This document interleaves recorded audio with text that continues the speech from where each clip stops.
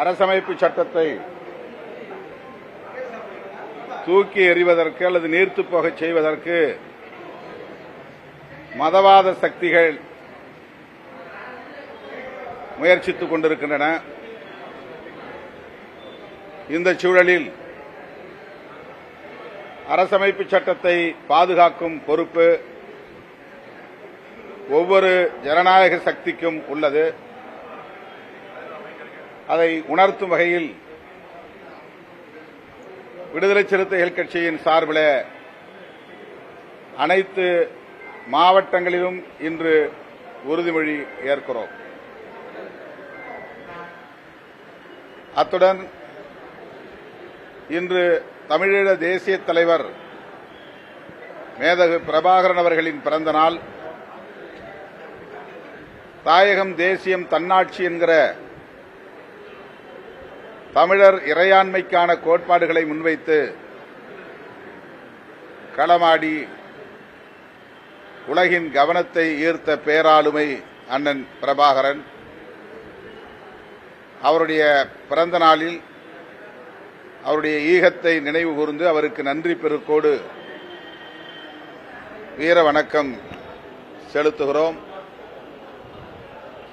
அவர் கண்ட கனவை நனவாக்குவது, தமிழீழத்தை வென்றெடுப்பது தமிழ் தேசிய இனத்தின் முதன்மையான கடமைகளுள் ஒன்று. இலங்கையில் இப்போது அரசமைப்பு சட்டத்தை தேசிய மக்கள் சக்தி அரசாங்கம் மாற்றி எழுதுவதற்கு திட்டமிட்டிருக்கிற சூழலில் அந்த அரசமைப்பு சட்டத்திலே கூட்டாட்சி நிர்வாக முறையை கொண்டு வர வேண்டும், தமிழர் இறைமையை அங்கீகரிக்க வேண்டும் என்று ஈழத் தமிழர்கள் கோரிக்கை வைத்து வருகிறார்கள். அந்த கோரிக்கையை விடுதலை சிறுத்தைகள் கட்சி வரவேற்கிறது, ஆதரிக்கிறது. இந்திய ஒன்றிய அரசு இந்திய இலங்கை உடன்படிக்கையின் அடிப்படையில் தலையீடு செய்து அந்த அரசமைப்பு சட்டத்திலே தமிழர்களுக்கான இறைமையை உறுதிப்படுத்த வேண்டும் என்று அண்ணன் பிரபாகரன் அவர்களின் பிறந்த நாளில் இந்திய அரசுக்கு வேண்டுகோள் விடுக்கிறோம். எஸ்ஐஆர் என்பது சிறப்பு தீவிர சீராய்வு நடவடிக்கை என்பது குடியுரிமையை குறிவைத்து நகர்த்தப்படுகிற ஒன்று என்பதை விடுதலை சிறுத்தைகள் கட்சி தொடக்கத்திலிருந்து சுட்டிக்காட்டி வருகிறது. அண்மையில் குஜராத்திலே பேட்டி கொடுத்த அமித்ஷா அவர்கள், ஆமாம், இது வெறும் வாக்காளர் பட்டியல் சீராய்வு அல்ல, குடியுரிமை குறித்த சீராய்வுதான் என்பதை ஒப்புக்கொண்டிருக்கிறார்.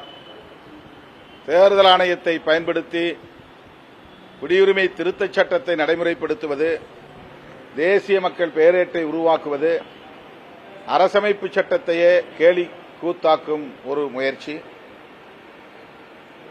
இந்திய தேர்தல் ஆணையத்தை தம் விருப்பம் போல் கையாளக்கூடிய அளவுக்கு தேர்தல் ஆணையத்தின் மீது ஆக்கிரமிப்பு செய்கிற ஒரு அரசாக இந்த அரசு விளங்குவது அதிர்ச்சி அளிக்கிறது.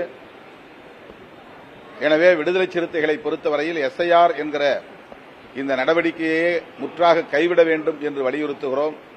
இன்றைக்கு விடுதலை சிறுத்தைகளின் வழக்கறிஞரடியான சமத்துவ வழக்கறிஞர்கள் சங்கத்தின் சார்பில் மதுரையிலே எஸ்ஐஆர் என்பது பாஜக தேர்தல் ஆணையத்தின் கூட்டுச் சதி என்னும் பொருளில் நிகழ்வை ஒருங்கிணைத்திருக்கிறோம். அதில் நான் பங்கேற்று உரையாற்ற இருக்கிறேன். இந்த எஸ்ஐஆர் நடவடிக்கையை எதிர்த்து உச்சநீதிமன்றத்திலே விடுதலை சிறுத்தைகள் கட்சி வழக்கு தொடுத்திருக்கிறோம். எனவே எஸ்ஐஆர் தேர்தல் ஆணையத்தின் மூலம் குடியுரிமை திருத்தச் சட்டத்தை நடைமுறைப்படுத்துகிற, கோடிக்கணக்கான மக்களின் குடியுரிமையை பறிக்கிற ஒரு முயற்சி என்பதை ஜனநாயக சக்திகள் உணர வேண்டும். இதனை எதிர்த்து போராட ஒருங்கிணைய வேண்டும் என்று கேட்டுக் கொள்கிறேன்.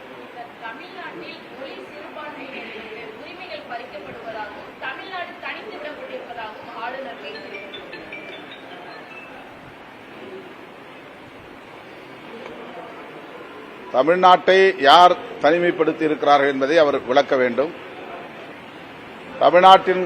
தமிழ்நாட்டு மக்களின் உணர்வுகளை மதிக்காமல் அவர்களை காயப்படுத்தும் வகையில், தமிழர்களின் தேசிய இன அடையாளங்களை சிதைக்கும் வகையில் செயல்படுவது சங்கப் பரிவாரங்களின் ஒரு போக்காக இருந்து வருகிறது.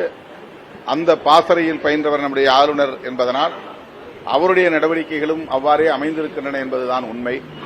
எனவே தமிழகத்தை இந்திய தேச எல்லையில் ஒருங்கிணைத்து தேசிய இனத்துக்கான உரிமைகளை வழங்க வேண்டும் என்பதுதான் தமிழ்நாட்டு மக்களின் கோரிக்கையை தவிர ஆளுநர் அவர்கள் சொல்லுவதைப் போல தமிழ்நாட்டிலிருந்து யாரும் தமிழ்நாட்டை இந்திய தேசத்திலிருந்து அந்நியப்படுத்துகிற முயற்சியில் ஈடுபடவில்லை. அவர்தான் அத்தகைய முயற்சியில் ஈடுபடுவதாக நான் கருதுகிறேன்.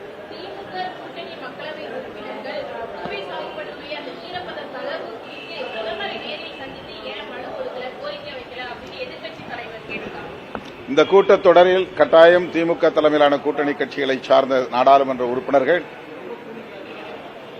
இது குறித்து கட்டாயம் எழுப்புவோம். உரிய அமைச்சரை சந்தித்து முறையிடுவோம்.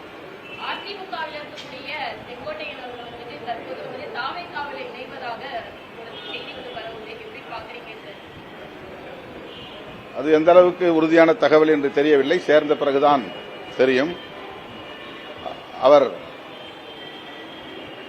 தன்னிச்சையாக இந்த முடிவை எடுத்திருக்கிறாரா அல்லது இதற்கு பின்னால் வேறு ஏதேனும் அரசியல் சூது சூழ்ச்சி இருக்கிறதா என்பதை நாம் பொறுத்திருந்துதான் பார்க்க வேண்டும். நண்பர் விஜய் அவர்கள் மிகவும் பாஜகவிடம் மிகவும் கவனமாக இருக்க வேண்டும். அவருடைய கட்சிகளில் சங்கிகள் அல்லது சங்க பரிவார அமைப்புகளை சார்ந்தவர்கள் ஏற்கனவே ஊடுருவி இருக்கிறார்கள் என்கிற விமர்சனங்கள் இருக்கின்றன. மேலும் மேலும் ஊடுருவல்கள் நிகழ்ந்தால் அவருடைய அரசியல் என்பது கேள்விக்குறியாக மாறும் என்பது என்னுடைய கருத்து.